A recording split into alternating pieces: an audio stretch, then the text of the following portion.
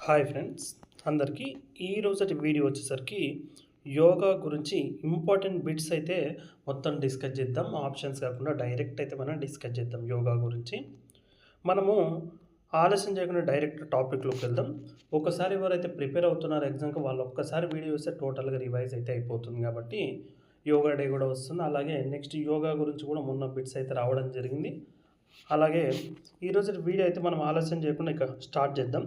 First question, yoga అను పదము ఏ సంస్కృత పదం నుండి వచ్చింది?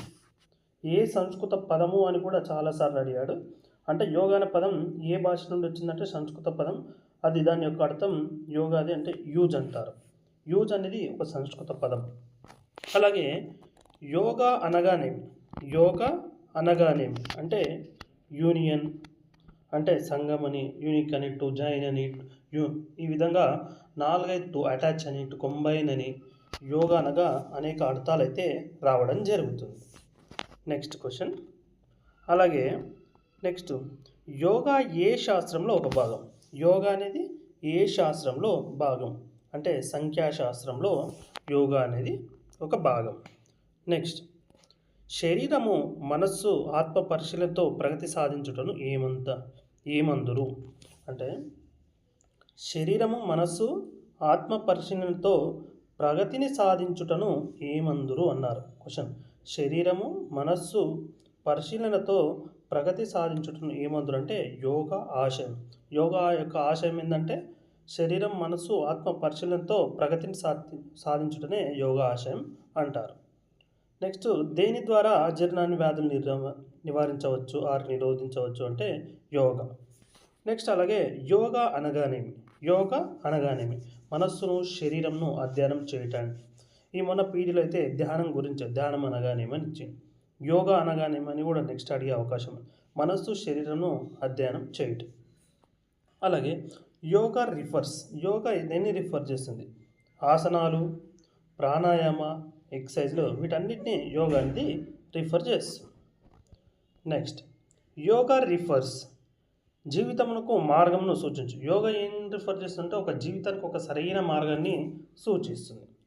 అలాగే ఇది ఇంపార్టెంట్ బిట్, 400 BC నుండి యోగా ఆచరణలో ఉన్నట్లు దేని ద్వారా అయితే తెలుస్తుంది?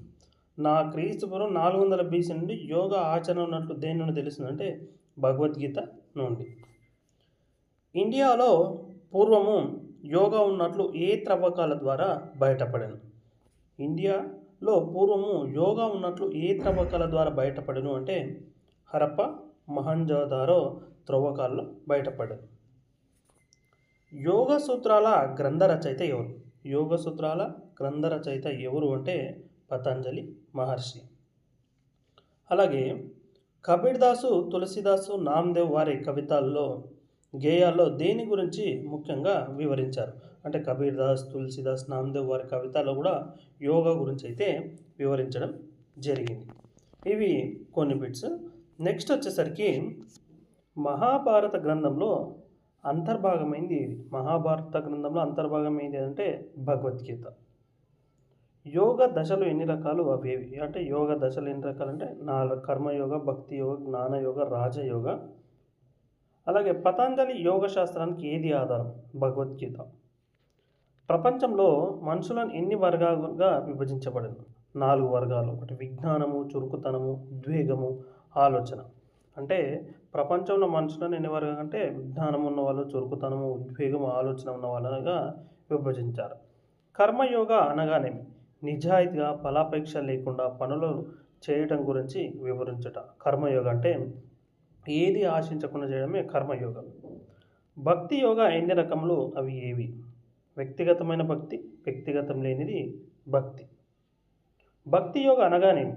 ప్రార్థన లేదా పూజ ద్వారా మనల్ని మనము పూర్తిగా సమర్థించుకోవటమే భక్తి యోగ. జ్ఞానయోగ అనగానేమి? విజ్ఞానము ద్వారా నిజమైన దాన్ని తెలుసుకోవడమే జ్ఞానయోగ.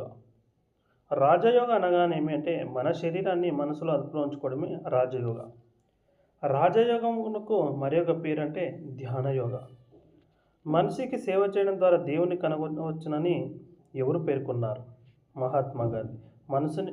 మనిషికి సేవ చేయడం ద్వారా దేవుని కనుగొనవచ్చని ఎవరు చెప్పారంటే మహాత్మా గాంధీ.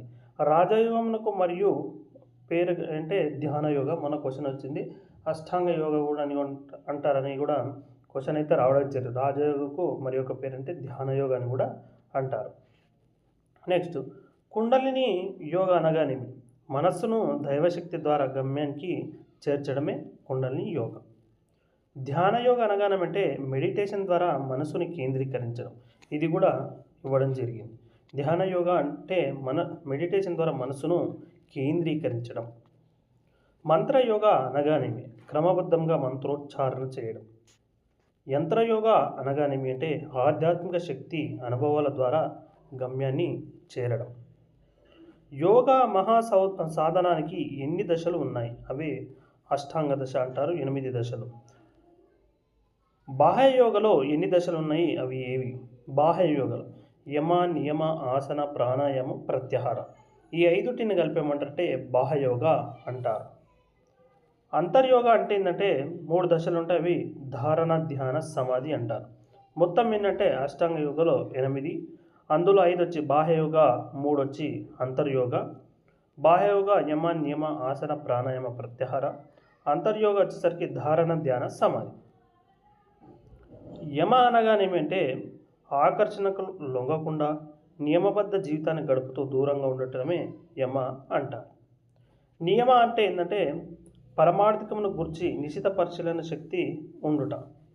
పరమార్థికమును గురించి నిశిత పరిశీలన శక్తి కలిగి ఉండటనే నియమ అంటారు. యమ అంటే ఆకర్షణకు లొంగకుండా నియమబద్ధ జీవితాన్ని గడుపుతూ దూరంగా ఉండటమే యమ అంటారు. ప్రాణాయామ అంటే ఏంది? శ్వాసను నియంత్రించుట. ప్రత్యాహార అనగానేమంటే జ్ఞానేంద్రియముల ద్వారా జరుగు పనులను స్వాధీనంలో ఉంచుకున్నట. ప్రత్యాహార అంటే జ్ఞానేంద్రియముల ద్వారా జరుగు పనులను స్వాధీనంలో ఉంచుకున్నట. డైరెక్ట్ క్వశ్చన్స్ అడుగుతున్నారు కాబట్టి ఈ విధంగా అయితే వేయడం జరిగింది. భక్తి యోగ, జ్ఞాన యోగ, రాజయోగ, అలాగే కుండలిని యోగ, ధ్యాన యోగ, మంత్రయోగ, బాహ్యోగ, అంతర్యోగ అంటేంది, యమ అంటేంది, నియమ అంటేంది, ప్రాణాయామ, ప్రత్యాహార అంటేంది, వీటి గురించే ఎక్కువ క్వశ్చన్స్ వచ్చే విధంగా ఉంటుంది.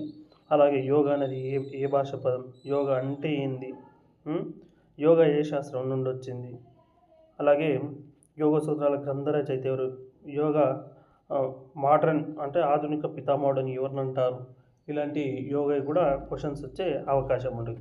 నెక్స్ట్ వీడియోలో మరిన్ని మనం క్వశ్చన్స్ తోటైతే ముందుకైతే రావడం జరుగుతుంది. కాబట్టి వీడియో కనుక నచ్చితే ఖచ్చితంగా లైక్, షేర్, సబ్స్క్రైబ్ చేసి సపోర్ట్ చేయండి.